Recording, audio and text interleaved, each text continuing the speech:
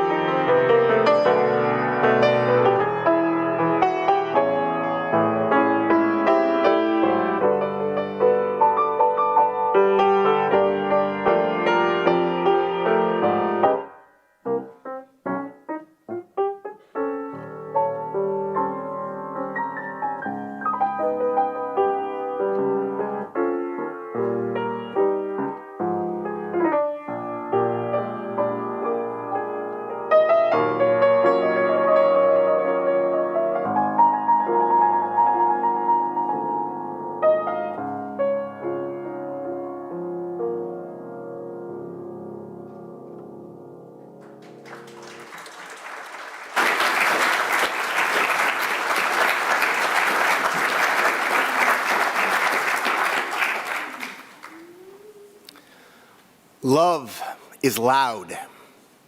Love, says the Old Covenant, is the spirit of this place. Love. The spirit of this place, of us. I hope so.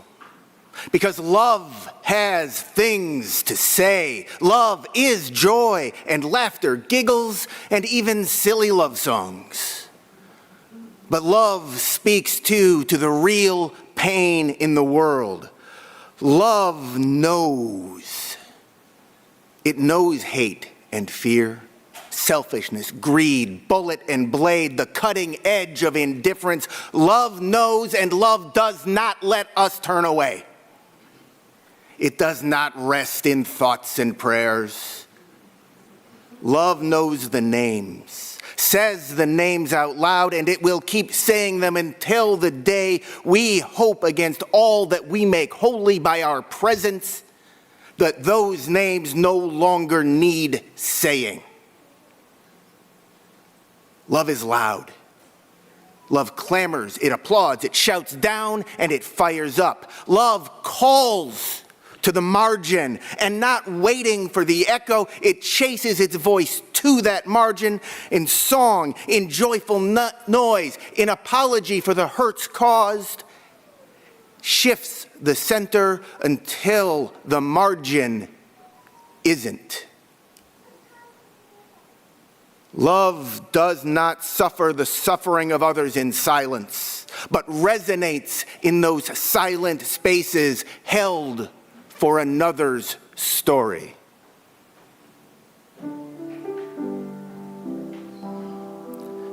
Love is the spirit of this place. If we choose it, if we give it voice, and if we make that choice, then in the noise, in the raucous joy and wailing pain, in the righteous rage, in the resonating silence, in the cacophony of beautiful voices and possibilities, through all that holy racket, love will guide us, peace has tried us, hope inside us will lead the way on the road from greed to giving. Love will guide us through the hard night.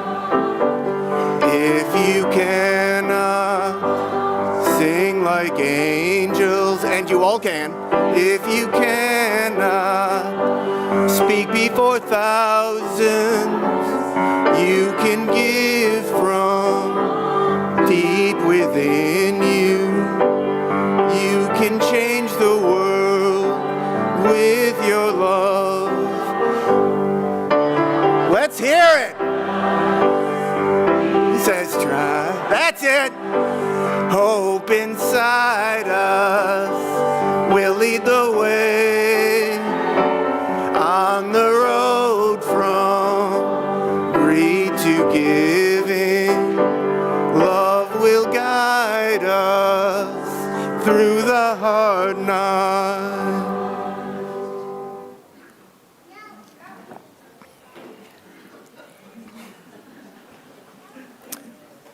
Welcome. Thank you. Welcome to First Unitarian Society. I am Reverend Chad Snyder, and it turns out I work here now.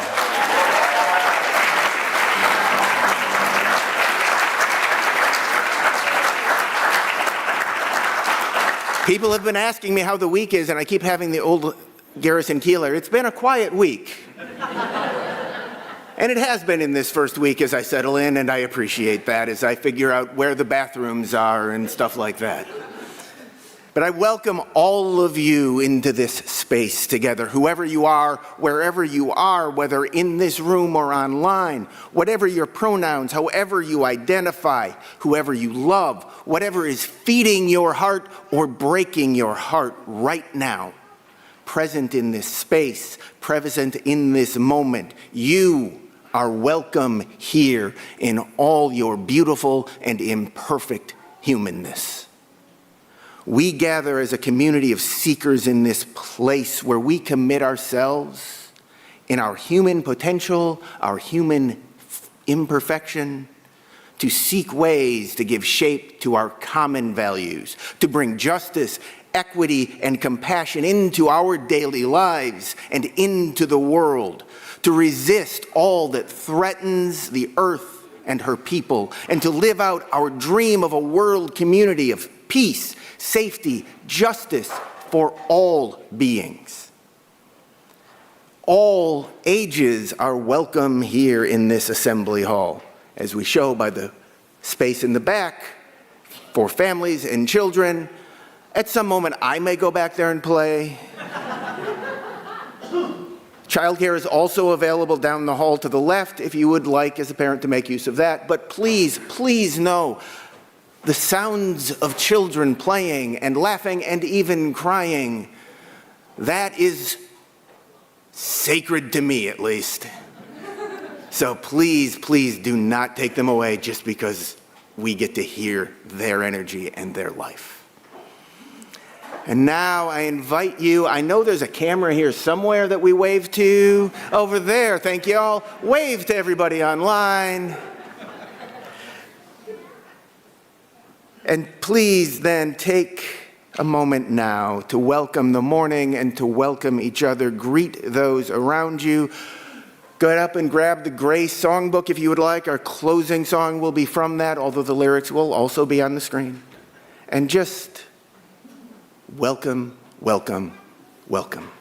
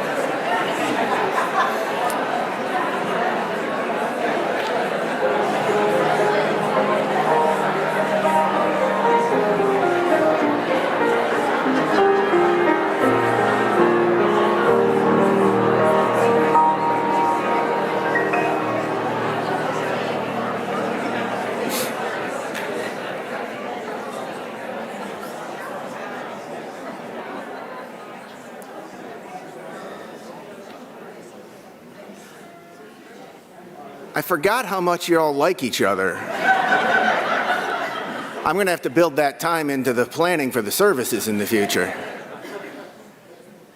So each week when we gather, we light our chalice as a symbol of Unitarian Universalism. We are led by this light, inspired by its flame, drawn together by its warmth. As Paul lights the flame, I will begin the reading. A piece by Lisa Garcia Simpson. Please join me in the second half when it pops up in front of you. This is The Great Turning. In these wild, historic, and uncertain times, we gather to remember who we are, who we belong to, and what we are called to do. As we light this chalice, we kindle the spirit of the Great Turning, the movement for justice alive in this nation today.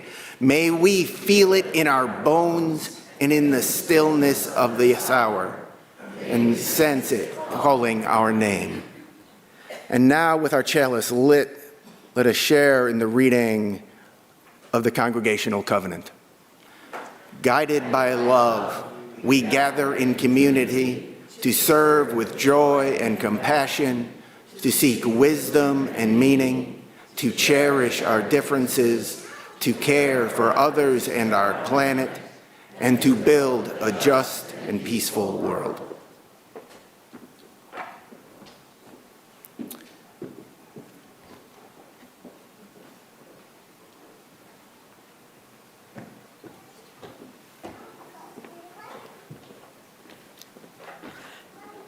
Welcome. Welcome. First Unitarian Society is a congregational humanist community.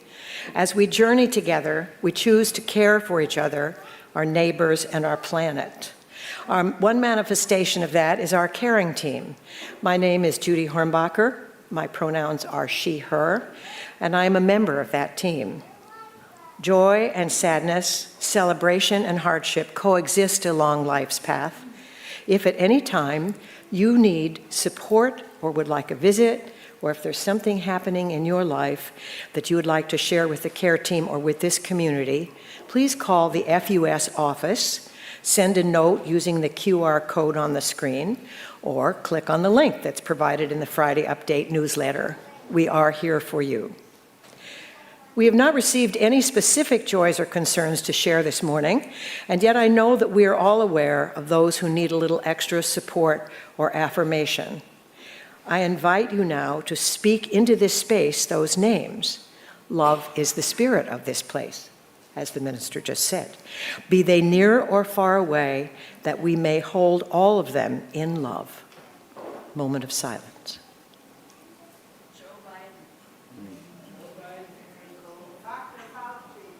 Steve Benson. My brother's Kip Atwood.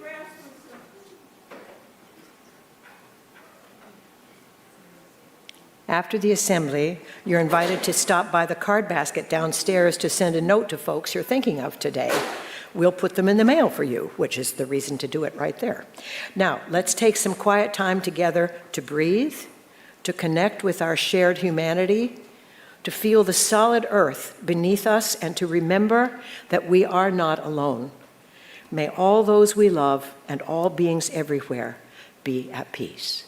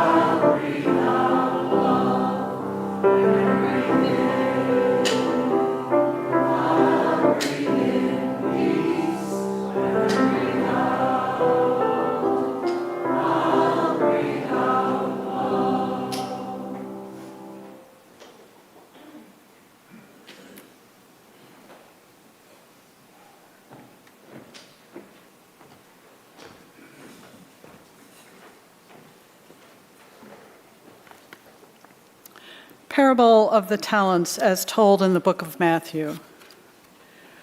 For it is as if a man going on a journey summoned his slaves and entrusted his property to them. To one he gave 5 talents, to another 2, and to another 1, to each according to his ability. Then he went away. At once, the one who had received the 5 talents went off and traded with them and made 5 more talents. In the same way, the one who had the 2 talents made 2 more talents. But the one who had received the 1 talent went off and dug a hole in the ground and hid his master's money. After a long time, the master of those slaves came and settled accounts with them. Then the one who had received the 5 talents came forward, bringing 5 more talents, saying, Master, you handed over to me 5 talents. See, I have made 5 more talents. His master said to him, Well done, good and trustworthy slave. You have been trustworthy in a few things. I will put you in charge of many things. Enter into the joy of your master. And the one with the 2 talents also came forward, saying, Master, you handed over to me 2 talents. See, I have made 2 more talents. His master said to him, Well done, good and trustworthy slave. You have been trustworthy in a few things. I will put you in charge of many things. Enter into the joy of your master. Then the one who had received the 1 talent also came forward, saying, Master, I knew that you were a harsh man, reaping where you did not sow, and gathering where you did not scatter. So I was afraid, and I went and hid your talent in the ground. Here, you have what is yours." But his master replied, "You wicked and lazy slave! You knew, did you, that I reap where I did not sow and gather where I did not scatter? Then you ought to have invested my money with the bankers, and on my return I would have received what was my own with interest. So take the talent from him and give it to the one with the 10 talents. For to all those who have, more will be given, and they will have an abundance. But from those who have nothing, even what they have will be taken away. As for this worthless slave, throw him into the outer darkness, where there will be weeping and gnashing of teeth."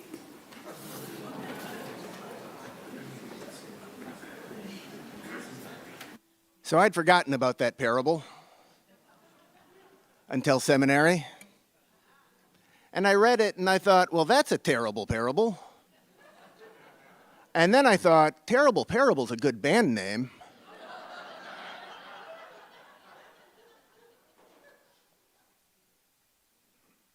And then I thought of the Christian scholars I'd read who said, think about what was really being said, by whom and to whom, and who the story might really be about. And those scholars all wrote fancy papers and whatnot, but none of them put it to music.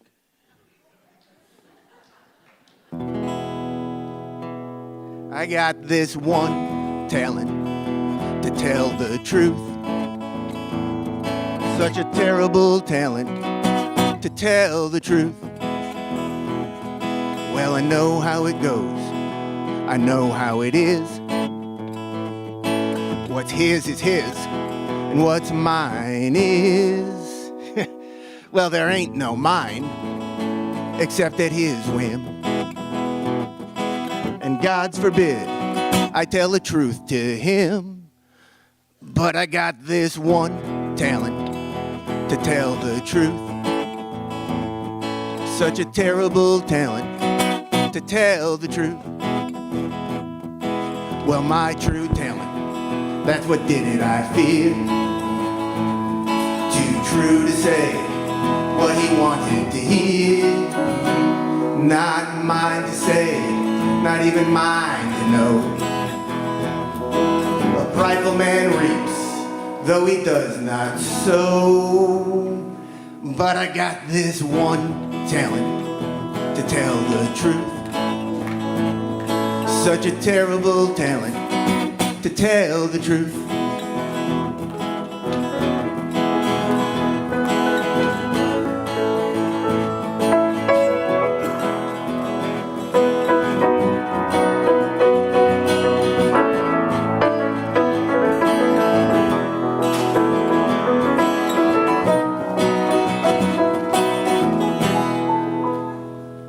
Some are slaves to honor, I can't cast blame. You want to get by, you learn to play his game.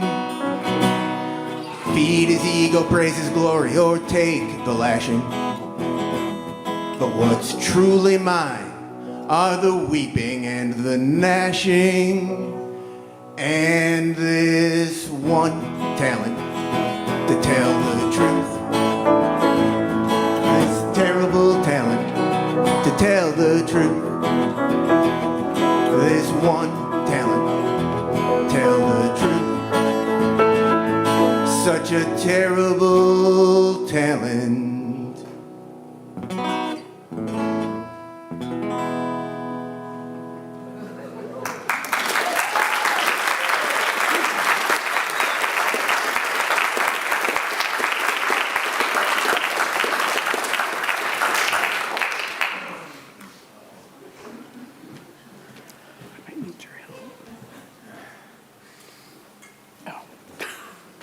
Okay.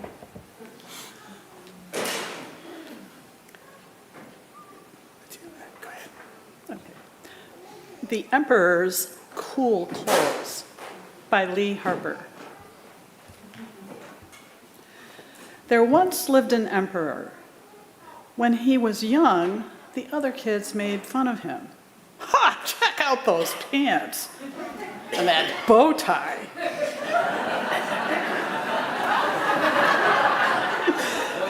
After he became emperor, he grew obsessed with looking totally cool. And how could he achieve that? Clothes!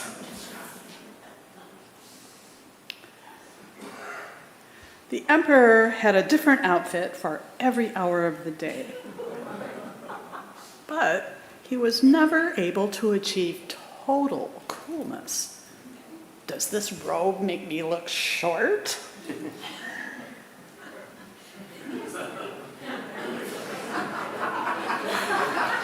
He searched all the shops in town, but nothing seemed cool enough. Then he found a store he'd never seen before. Hello, I'm Paul Rogue, and this is my brother Redford. Our clothes are made with a special formula that makes them invisible to anyone who's not totally cool like you. So you'll always know who's cool and who isn't, added Redford. I'll take 'em! The emperor handed over his platinum card.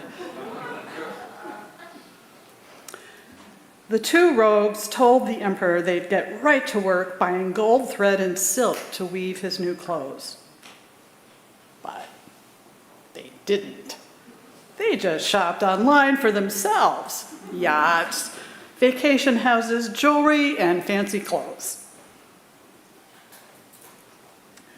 The next day, the emperor decided to send someone to check on his new clothes. I need someone cool enough to see them, he thought. He decided on Frostbite, his chief counselor of cool. The rogues described the colors and patterns. Frostbite couldn't see the clothes, but he didn't want anyone to know. What do you think? Asked Paul. Oh, they're as cool as a blizzard, said Frostbite. And that's what he told the emperor. But with the emperor's money, the rogues bought more and more stuff for themselves. Another delivery. After a few more days, the emperor decided to send Tusks, his chancellor of Chill, to see how the weaving was coming along. What do you think? Asked Paul. Tusk couldn't see the clothes either, but he said, they're as cool as an Arctic breeze. And that's what he told the emperor. Soon the emperor's cool clothes were the talk of the town. The emperor decided he had to see them for himself. He and his top advisors went to visit the shop. They stared at the empty loom. Well, do you like them? Asked Tusk. Don't you just love them, Emps? Asked Frostbite. Uh-oh, thought the emperor. If I can't see the clothes, maybe I'm not cool? Finally, the emperor declared, I love them! They'll be perfect for the royal parade tomorrow. The rogues pretended to work all night. They set up spotlights so everyone could see how busy they were. They pretended to take the material down from the loom. They used needles without thread. They swung scissors in the air. And in the morning, they announced that clothes are ready. The rogues arrived at the palace with a big box and pretended to pull out the new clothes while the emperor took off his old ones. See the pants? Said Paul. Here's the robe, said Redford, woven with silk so light you'll think you're wearing nothing at all.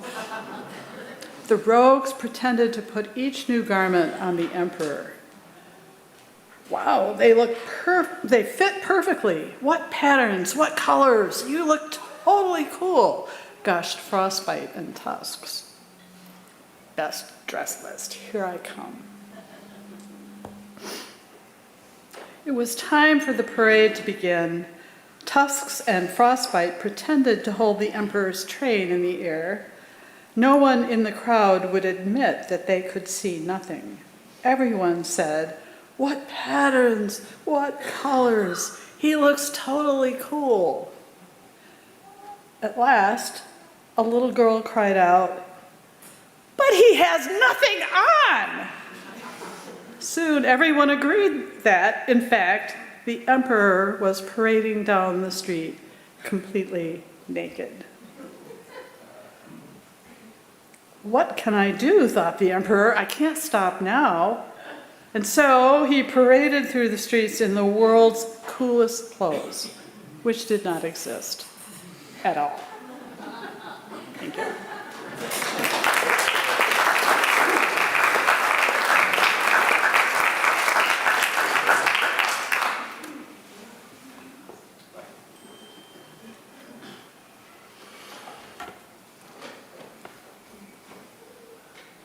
To tell the truth,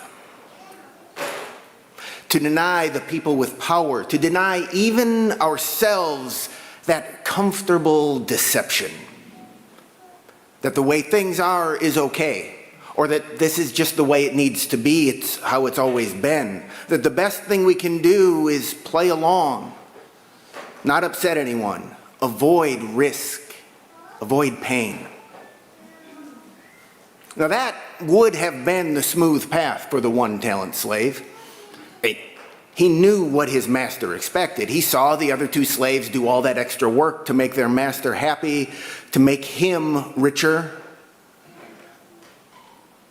all so he could praise them as good and trustworthy slaves and lavish them with the reward of more responsibility and more work.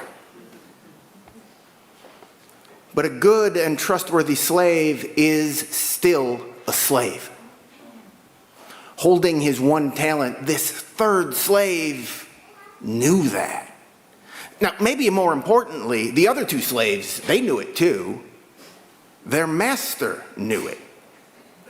He just expected that everyone, himself, his slaves, all of the people in the town, he expected them all to just pretend that enslavement to him, serving him, increasing his wealth, well, that was an honor and a privilege they should be happy to have. And so our one-talent slave has a choice. Join the group self-deception, invest his talent, make his master just a little richer at his own expense, and keep his life, well, if not comfortable, at least not any worse. Or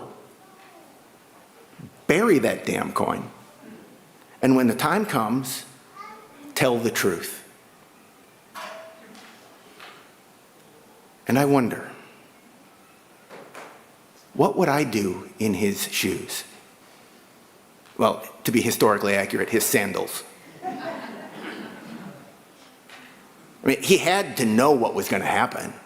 He knew his master wasn't the type of guy who took constructive criticism well. I know you are harsh, he tells his master. I know you reap what you do not sow.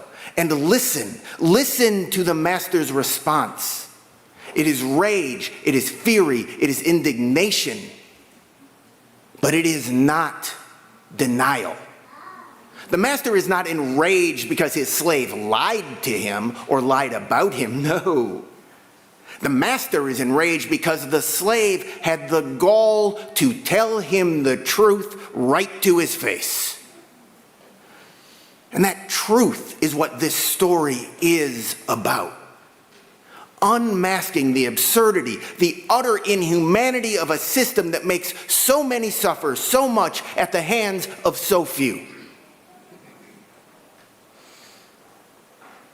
It is about refusing to let anybody pretend that that kind of reality, that system, is anything but absurd and inhumane. And 2,000 years later, it is unfortunately still relevant. And so in the face of that outer darkness, of the very real threat of the weeping and the gnashing, I wonder, what would I do? What would we do? Look, this is my first week in the pulpit. I wish I could tell you as your minister that I can say without any doubt that I, like the one-talent slave, would stand up and tell the truth. And maybe I would.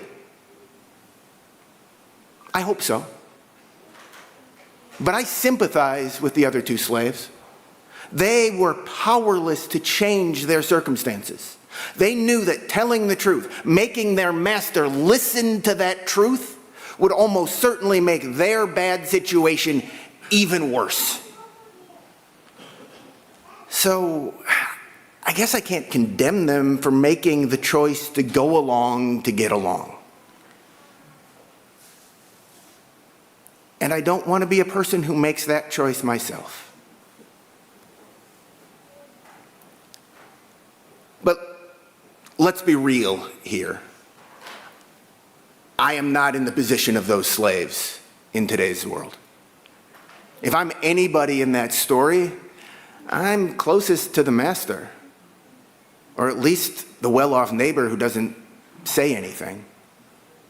In America today, I am nearly as safe as one can get. Straight, white, cis, male, born into citizenship, ridiculously overeducated. Of course, many of those things were also true for Alex Preddy when Border Patrol agents beat him, kicked him, held him down, pepper sprayed him, and then finally shot him 10 times in the back on a Minneapolis street. Because the truth is none of us is safe unless and until all of us are. And the truth is that the risk isn't the same for all of us. So I need to be careful about suggesting how today's equivalent of the one-talent slave, immigrants and people of color threatened and harassed and disappeared by ICE, queer and trans people, the poor, disabled, people who are on the margins and targeted by this authoritarian wannabe, emperor wannabe regime. I have to be careful about saying just how they should stand up to this oppressive system the way the slave did in the parable. But I can wonder what I would do. What, in this moment that holds the future of our democracy at the edge of a precipice, and the footing's a little uneven, when we as a people, as a nation, are deciding through our actions what our shared story and shared values truly are, what will I do? And I am called to action by the words, the wisdom of leaders who themselves did face violent oppression. And their courage moves me. Now, I don't know if Mohandas Gandhi ever spoke about the parable of the talents. I know he was a big fan of the Beatitudes. But he did speak often and deeply about the power of truth. We remember him for his nonviolence movement. What people may not understand is how deeply committed that movement was to the power of truth-telling to change people, to guide those abusing power to another path, to change the world. He named his movement Satyagraha. It's a Sanskrit term translated as something like holding to truth, or truth force, or truth power. Relentless truth spoken to those in power, to those who support the powerful, and to those who have stayed silent because they want to believe it wasn't their fight, or those who have languished under that power for fear that to speak up will bring more pain, that there is no way out. Now for Gandhi, love was part of it, but truth is the ultimate power and aspiration. He started with the idea, he said, that God is truth, but he didn't like that. And came around instead to the idea that truth is God. Truth is God. Now, Gandhi wasn't talking about God the way we usually think of that idea, especially here in the West, in a predominantly Christian culture. He was speaking of a power that we humans are responsible for. Gandhi's Hindu understanding of God, after all, is not a whole lot like the Christian concept. And he specifically wrote that truth's guiding strength and purpose served atheists as well as Christians, Hindus, or any other believers of any kind. The Sanskrit word for truth, sat, simply means that which is. It holds its own sort of power, its own sort of divinity without any God except the power that we make or the power we deny. A morality that can show us who we are even as we cling to the image of who we think we are, who we wish we were. Truth does not go away simply because we find it unpleasant. In the midst of truth, wrote Gandhi, truth. In the midst of untruth, wrote Gandhi, truth persists. But Gandhi was no fool, no dreamer. He did not think that truth would reveal itself by itself. It is up to us to be its voice, to tell the oppressors, who of course want to believe they're the good guys in the story, to tell them that no, you are oppressors. You are causing harm. And not just tell the oppressors themselves, but show the world, the people who allow the oppression to keep happening. That, in my mind, is what places like this are for. Whatever the denomination, whatever the underlying set of beliefs, it is what we come together for. As Rabbi Abraham Joshua Heschel said, one of the most important purposes of religion of any kind is embarrassment. Confronting ourselves with the truth of the gap between who we are and who we could be. And then doing our damnedest to close that gap. That was the power of Satyagraha for Gandhi. Reveal to the powerful that their actions are harmful, that what they are doing is evil. In America, Reverend Howard Thurman, a black man who grew up in Florida during the height of the Jim Crow era and of violently enforced segregation, who became the spiritual advisor to the civil rights movement, he saw the same power in truth. The answer to oppression, he wrote, is a complete and devastating sincerity. Now, Thurman knew the fear of violence and oppression. By simply being a black person in this nation, he lived every moment under the weight of that threat. He did not lull himself into some sort of happy, fantastic notion that being completely and devastatingly sincere with the men who would hurt or kill him would somehow magically stop them, open their hearts, make their hearts grow 4 sizes that day. No, the sincerity needed to come from more than just one person. It needs to rise up in the voices, the demands, the cries of the many, especially those that Thurman named the disinherited. Because faced with that persistent and relentless sincerity, Thurman wrote, the dominant themselves are caught with no defense. It's because the power to oppress, to inflict violence, to burst into homes, to grab people out of their cars or off the street, to shoot citizens in broad daylight, to strip away voting rights or intimidate voters. All of that power survives, at least in part, on a shared deception. A story we all tell ourselves. Or maybe different but related stories. The people in power tell a story about how what they are doing is the right thing, that it protects us. And many, many people across the country tell themselves that it seems like, yeah, maybe it's going too far, but it's not really my problem or my responsibility, and there's probably nothing I can really do about it anyway. And the people who are directly under attack, They fear that they are stuck in a story they cannot escape. None of that needs to be true, but it could be. Radical, unrelenting, complete, and devastating sincerity disrupts those stories, makes room for hard truths. Truths like Alex Preddy was holding a phone, not a gun. Renee Good was turning away when Jonathan Ross shot her in the face. Little Liam Cornejo Ramos, with his bunny hat and his Spider-Man backpack, was used as bait to trap his father and then shipped off to what amounts to a concentration camp thousands of miles away from home with a father who was in this country lawfully. Chung-Lee Scott Tao is a U.S. citizen who was dragged from his home in his underwear by ICE agents in January. Eber Sanchez Dominguez, Victor Manuel Diaz, Parody La, Luis Beltran Yanes Cruz, Luis Gustavo Nunez Caceres, Geraldo Lunas Campos, and at least 16 more people have died in ICE custody this year. Donald Trump lost the election in 2020. And he got the most votes in 2024. Democracy's messy.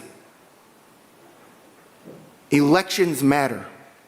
And our obsession with growing the economy is killing our planet and is killing us along with it. And elections matter. They are under attack in this country in ways we have not seen since the civil rights movement. So remember this: truth does not tell itself.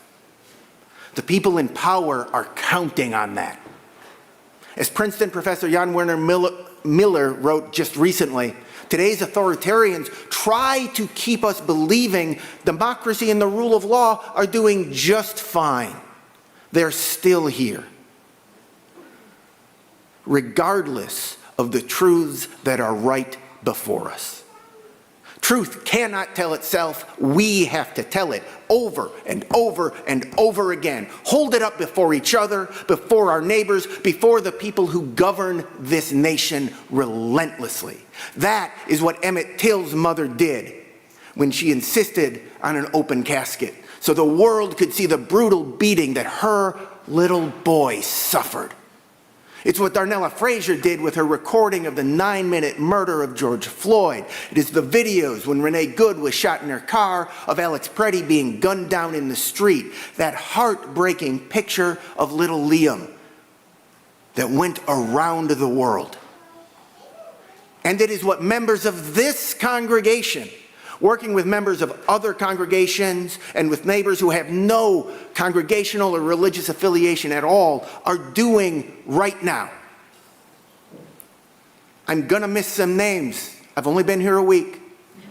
But Jay Elkerton, Mickey Morissette, Wendy Jerome, I think Sandy Martin, others are working with dozens of members of this congregation already to collect stories of what has happened in Minnesota, what happened to our neighbors at the hands of our elected government, and to help build the movement that will protect the elections, that will make it possible to put an end to this. Their commitment to truth-telling is what inspired me to make this the first message I deliver as your minister.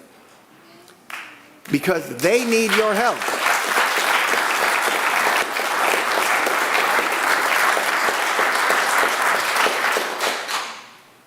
Applause is good. They could use more. They need your help.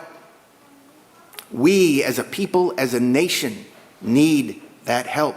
Whatever you can do, whatever talents you have, it doesn't have to be everything. None of us can do everything. All of us can do something. And so, I believe, Jay, you'll be at the table. There will be a table outside the mini meal. Stop by, find out what you might be able to do. This is the work of Unitarian Universalism, of humanism, of all faith traditions that honor the value of human life and our shared responsibility to and for each other.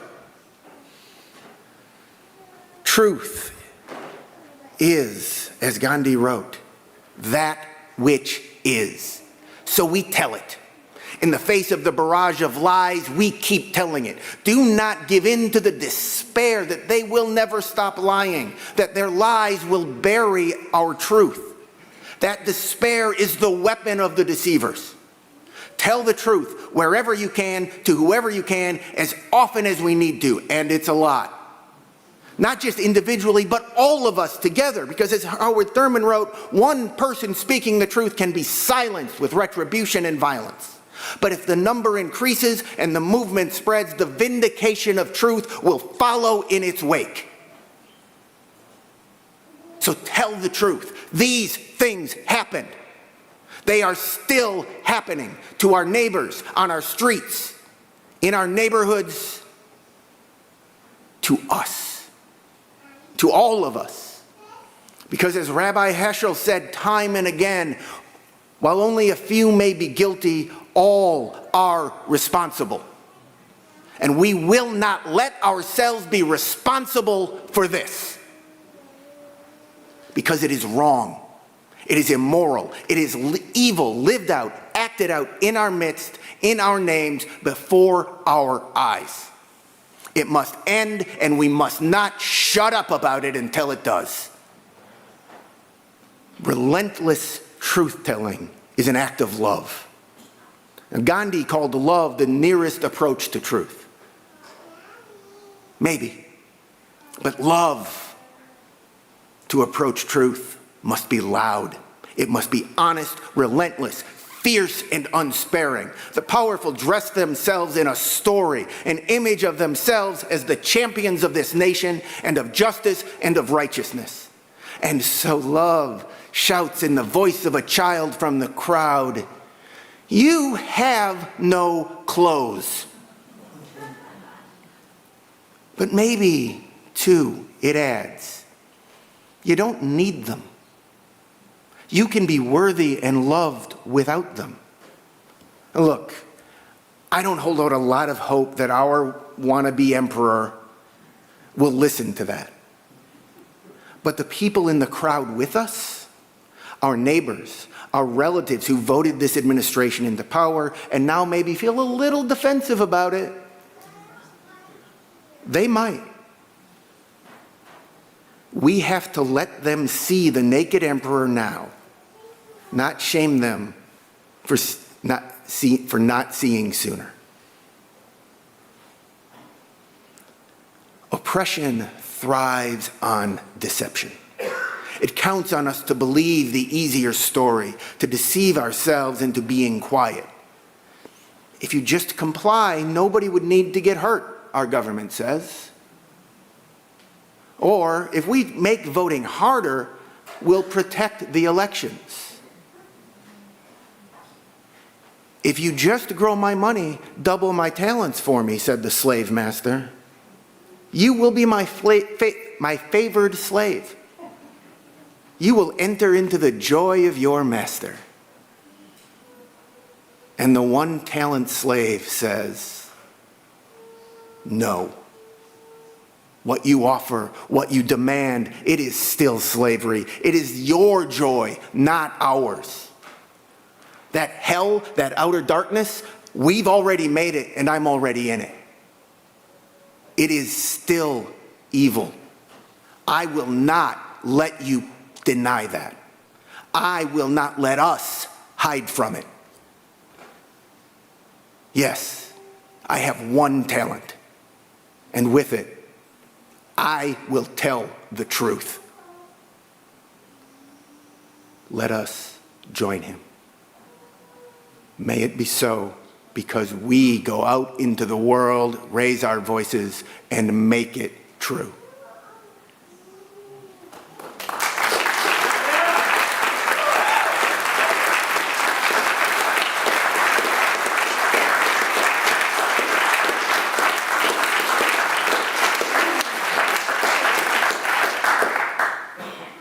And now let's sing.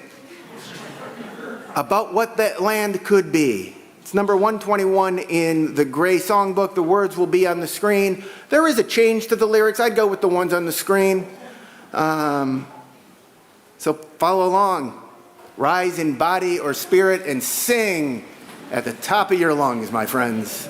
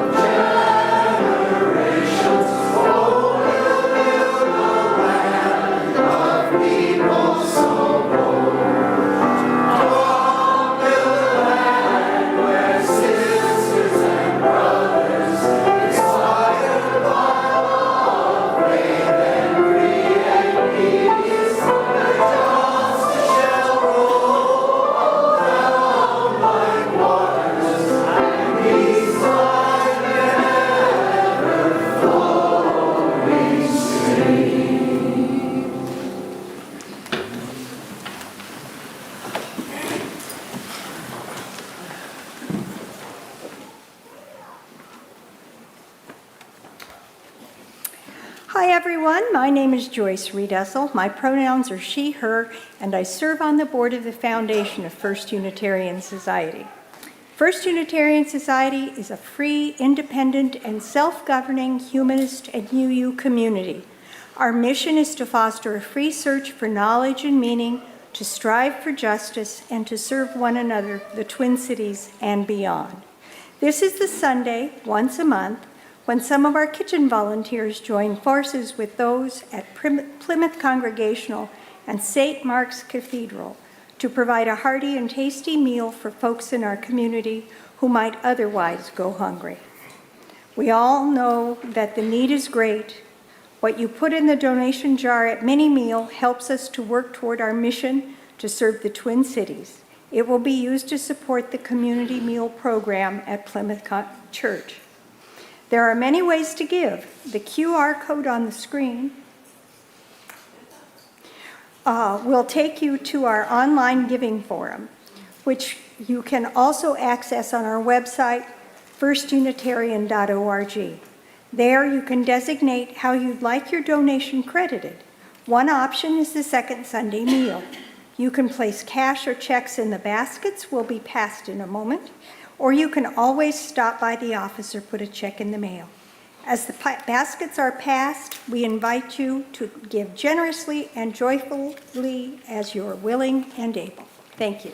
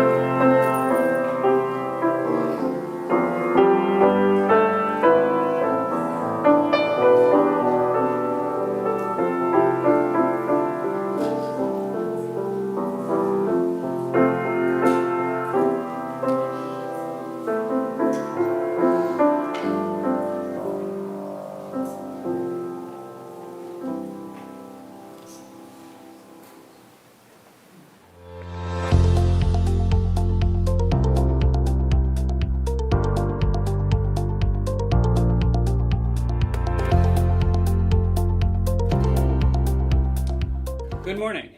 My name is Carl, he, they, and I am a member of the FUS Foundation Board. This morning, I would like to announce that the Pearson Social Concerns Fund has begun accepting grant applications. The fund provides grants annually to support nonprofit organizations working for social justice. This year, 35 years after Kurt Pearson's passing, at the height of the AIDS crisis, I am struck by the power of this community to transform the grief of parents and friends, and approximately $600 in 1991, to transform that into funding for over 110 social justice organizations and projects. Over that time, additional donations and careful stewardship have grown that legacy to $192,000. That's quite a memorial to Kurt and a testament to the FUS community's generosity and commitment to build a more just and peaceful world. To continue this tradition of generosity, today we are asking community members to think about the nonprofits that you may volunteer with or donate to yourself. Please pass along to your networks that the Foundation is looking to award 4 to 5 organizations a total of $9,000 this year. Organizations can submit applications directly through the FUS website. Easiest navigation is via the search function, using Foundation and then the Apply Now button, or contact the office for additional assistance. In October, near Kurt's birthday, the Foundation will announce the recipients of this year's grants, and we look forward to sharing with you how this remarkable FUS community is continuing to build a more compassionate and equitable world. Thank you.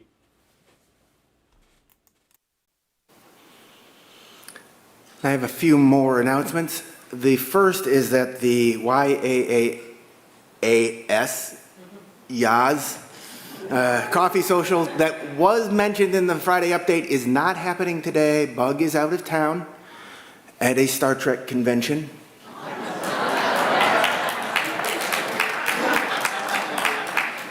His new supervisor is a little jealous.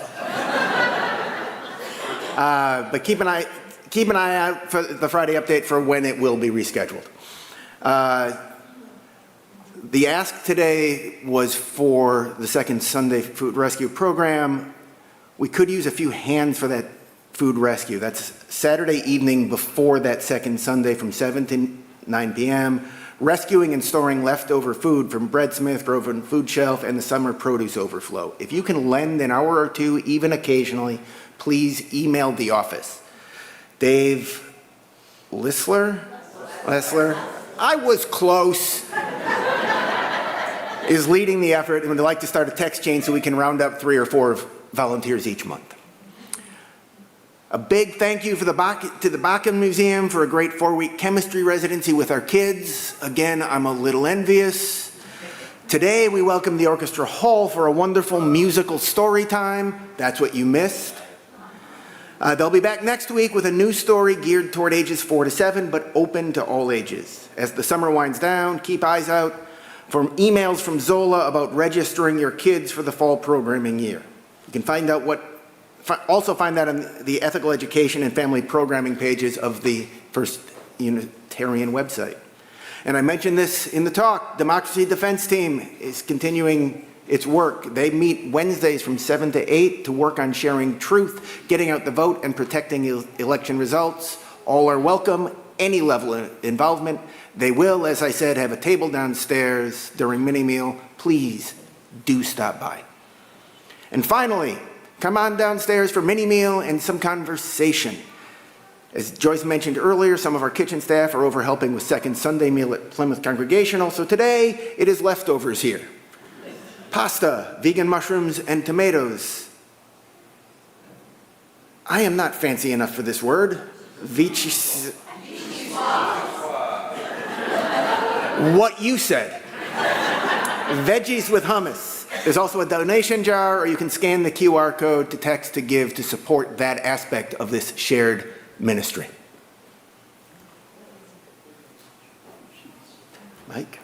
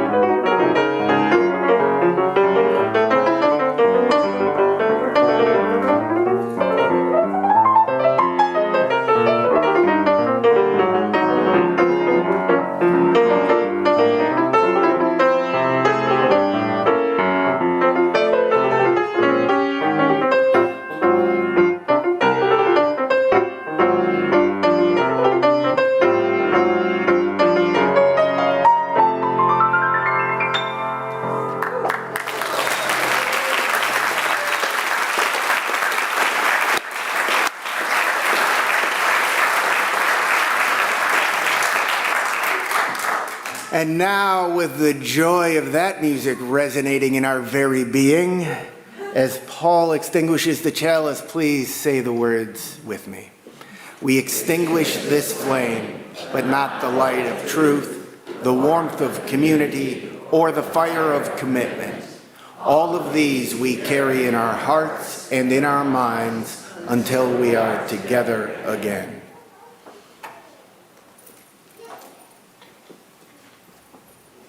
And I close with a poem by Rosemary Watola Traumer that was inspired by a brief online, sermon that Reverend Diana Bass gave after the last presidential election. Love relentlessly, she said.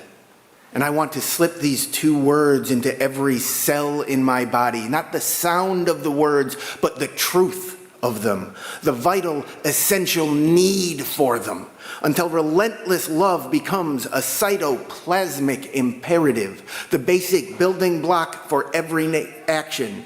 Because anger makes a body clench, because fear invokes cowering, shrinking, shock.